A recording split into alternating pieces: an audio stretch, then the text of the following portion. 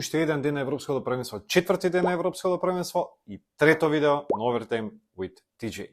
Понеделнички. Као за понеделник, недела нема да почне многу атрактивно, ама ќе биде интересно. Прв надпревар, Романија, Украина. Не знам дали има подосаден надпревар од овој во прво около. Романците беа едно од најголемите изненадувања во квалификациите, ама во подготовките крш. Две нерешени средби со Бугарија и со Андора, човече.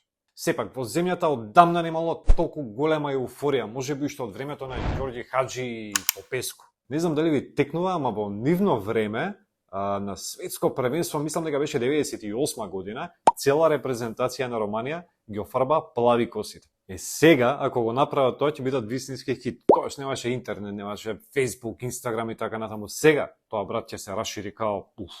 Сега Украина. Одигра добро во квалификациите, беше во група со Македонија, не тепаат два пати, тоа е тоа. Имаат солиден тим, предводен од Мудрик и Зинченко.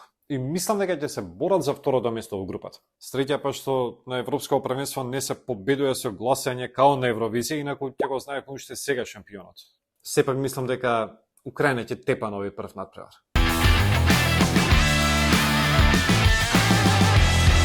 Втор меч во групата. Белгија, Словачка. Каква група, човече, леле. Ова е дефинитивно последната шанса на оваа генерација на Белгија да стигне до еден голем трофи. Веќе една деценија црвените ѓаволи се секогаш при врвот, секогаш се едни од фаворитите за титула и никако да го направат оној последен чекор. За Де Брујн, Караско, Лукаку, последна шанса, дефинитивно. И сега сите ќе играат за нив. Интересен факт. Белгија нема пораз од светското првенство во 2022 година или повеќе од 15 надпревари во низ. Секако Белгија е фаворит за прво место во оваа група. Словачка е само уште една репрезентација со италијански селектор, кој беше вистински хит во квалификациите. Селекција без големи звезди, добро. Тука се истакнува можеби Шкриниер, но тој е бек, офанзивно, па и не се баш нај-нај. Сега, мора да се каже 2-3 збора за креаторот на овој успех.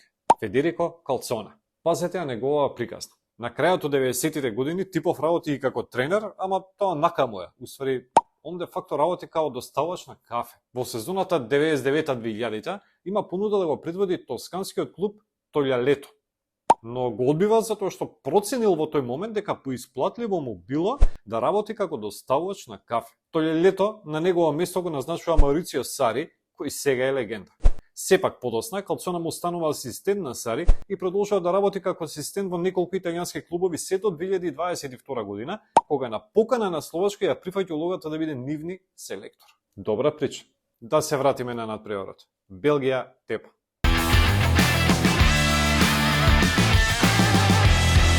И последен меч за понеделник и дерби конечно. Австрија, Франција. Мислам дека Австрија е една од селекциите која што може да изненади. И германската легенда Руди Фелер го истакна истото. Ова е селекција која што може да стигне далеко.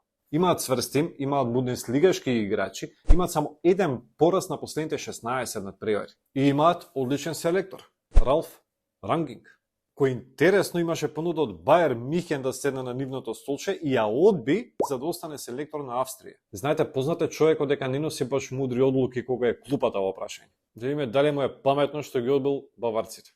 За Франција, што да се каже? И овој пат се фаворити и го има најквалитетниот тим на шампионатот. Без конкуренција. Уствари, може да направат два тима и со двата да се борат за титула.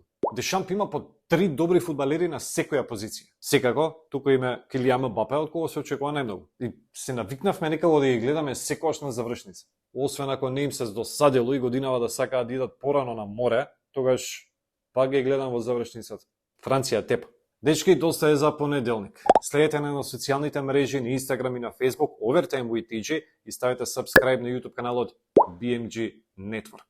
Утре следува ново видео за надпреварите во вторник. 2 меча, интересни надпревари. Чао!